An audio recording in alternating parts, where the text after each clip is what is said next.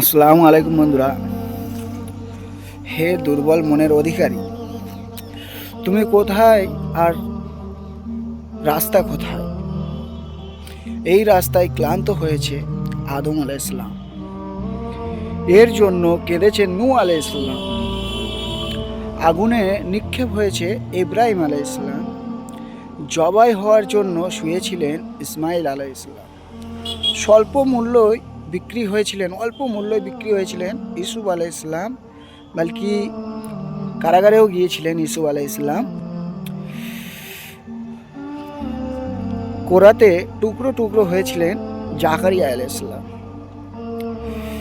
জবাই হয়ে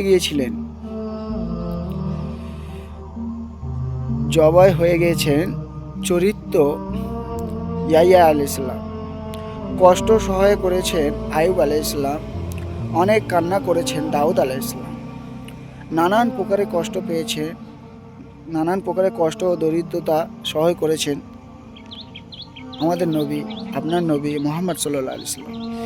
এই যত নবী কষ্ট পেয়েছেন, কাউকে কোরাতে কেটেছে, কাউকে মাছের পেটে যেতে হয়েছে, কাউকে আগুনে যেতে হয়েছে, কাউকে কুরবানির জন্য শুতে হয়েছে, কেউ কারাগারে গিয়েছে। এই সব নবীকে কষ্ট যদি একদিকে রাখা যায়, আর আমার আপনার নবী দোজাহানের বাদশাহ, ওনার কষ্ট যদি এক পাল্লায় রাখা যায়, তো আমাদের নবীর কষ্ট পাল্লা ভারী হয়ে যাবে। আর আমরা কি করছি? আমাদের নবীরা এত কষ্ট মুজাহিদা করে আমাদের কাছে দিয়ে গিয়েছে, সেই দিনের কদর আমরা করতে পারছি না। আমরা এদিকে খেলতামাশায় মেতে আছি। সেই জন্য আল্লাহ আমাদেরকে সবাইকে হেফাজত করুক।